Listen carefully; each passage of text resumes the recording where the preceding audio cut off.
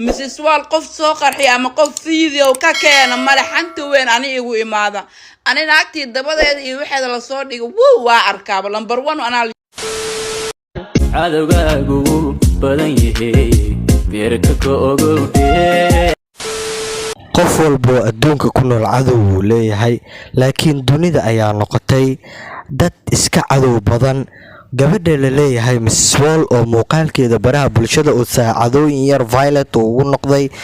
maadaama gabadhaas aad iyo aad loo xumeeyay gabar iska masaakiin ay ahayd fadlan waxaa si sharaf leh kaaga codsanayaa in aad nagu soo biirtid muuqaalkana aad like saartid siina share gareysid wixii fikir aad ka qabtidna qaybta commentiga noola wadaagtid gabadha la leeyahay Mrs Wall oo baraha bulshada caan ka ah ayaa saacadihii ugu dambeysay muuqaalo aad iyo aad u xun oo indhaha aysan qaban karin baraha bulshada laga keenay muuqaaladaas oo aad iyo aad ay u gelgelay social media ayaa markii hadda ugu dhaweyd ee ka soo hadashay dhankeeda Fartuun Balbalaarka ee dad badan ay taageero u soo muujiyeen dad badan ay sheegeen gabadhaas in aad loogu xun yahay ay naaga badaba dhigteen ay cadow ku yihiin maadaama Mrs Wall markii ugu dambeysay dalkaasi Canada ay tagtay muuqaalna uu degdeg ugu soo baxay baraha bulshada muuqaalkeeda uu gelgelay muuqaalkaasi ayaa saacadooyin yar oo kooban si aad loo falaaqeynay dadna dhanka xun ayay ka raaceen dadna wanaaga ayay ka raaceen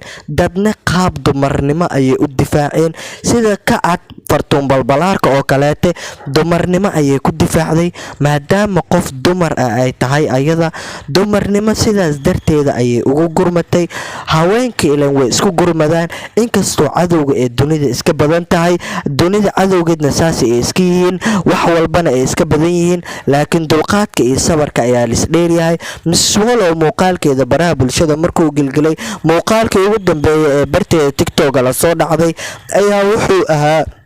ayadoo oynaysa in baraha bulshada lagu dhacarkay muuqaalkaas oo saacadooyin yar oo kooban markii la arkay kadib dad badan ay dhankeeda xigsadeen maadaama qof haween ay tahay haween kaligeedna doorka in lagu daynin dumarkii ayaa sanadkaneeta aad iyo aad cadow iskugu noqday dhanka baraha bulshada laakiin si haddii loo fiiriyo qof walba caan ah wanted ayuu dunida ka noqday maadaama qofkii kaleeta hadda ay ku imaaday wareegi dheeraa ay ku imaaday dhankaasi Mrs Wall baraha bulshadana muuqaalkeeda laga soo qarxiyay wixii fikraad ka qabtidna qaybta commentiga noola wadaag soo dhaweey daawada reer TikTok oo dadka dhahay Mrs Wall la soo qarxiyay ama video waa laga keenay Mrs Wall qof soo qarxiyay ama qof video ka keena madaxanta weyn ani igu imaada أنا نأكتي الدبادة يوحد على صوت يقول وو أركاب لمبر 1 وأنا اللي صوت درا مسس والله ما صاخر حنين